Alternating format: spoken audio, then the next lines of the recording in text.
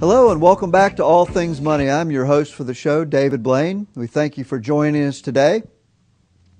During this segment, we're going to be talking about some reasons that I would discourage people from owning individual securities. We have owned individual securities in the past and have a lot of expertise in the stock picking arena. But for some of the reasons I'm going to go through today, we generally recommend that the average investor out there does not delve into this realm. And the number one reason is simply you're not that good at it. Statistics have proven out time and time again that the average investor in individual securities does a fraction of what the market returns. So for example, if the market returns 10%, the average individual investor that's trying to pick individual stocks, makes 3 or 4%. If you factor in taxes especially, it's very minimal. The amount of competition out there for individual stock picking is tremendous. The people that trade individual securities on Wall Street, frankly, they would slit your throat if they could, frankly, to make a buck. The dollars that are at stake, these money managers, these hedge funds, the millions and billions of dollars at stake for them, they go to whatever it takes to try to achieve these gains. And so for the individual investor, they typically don't have the tools and resources to go against them. The one resource or one benefit that the individual has is if they can stretch their time frame out. That is the one advantage they have over Wall Street, is so focused on the short term. The problem with that is most individuals don't have the temperament to do that they have a threshold of pain that when their investments start to go down, they panic and they sell out. They don't have a plan. It's all emotionally driven, and you just can't compete on that basis. You have people like Warren Buffett and other money managers that are taking the other side of the trade. You got to think, when I buy that Coke stock, somebody has to be selling it, and institutions make up the vast majority of the trading volume on the market. And so you have to be cognizant of who's on the other side of the trade. The other thing is just simply the competition in Wall Street, in the money management industries.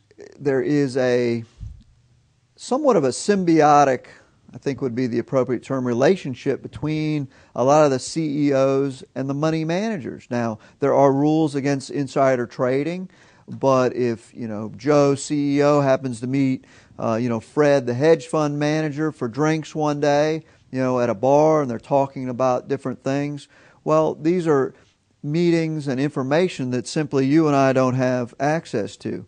Databases, one of the examples I use is people analyzing drug stocks and things like that. They're scouring, for example, FDA filings for new drugs. The average individual investor doesn't have access to that data in a fast enough fashion to take advantage of it.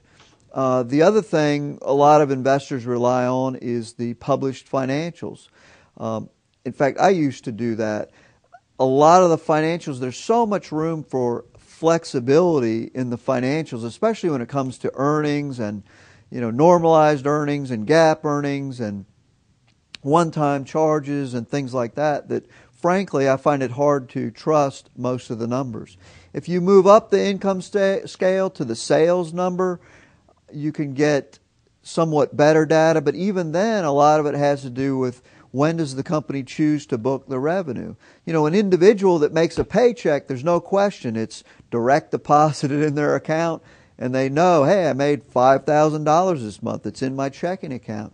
Well, in the corporate world, especially under accrual accounting, which the majority of corporate America is under, there is some discretion as to when sales take place. Software, for example, let's say a software maker signs a contract to deliver 500,000 copies of software, and they include that income in revenue for that year when they sign the contract. Well, another company for different reasons or different way the contract is worded or something, under the exact same scenario, could legitimately include that income and revenue over the next year. And so there's some flexibility within the numbers, and so it's very difficult to properly analyze financial statements. The other thing that when you're talking about true wealth, Warren Buffett wealth, Bill Gates wealth, that type of, investment that people typically fantasize about, it's just not realistic. To do that, you've got to essentially go against all known principles of investing as far as diversification and things like that. And frankly, you have to get very lucky.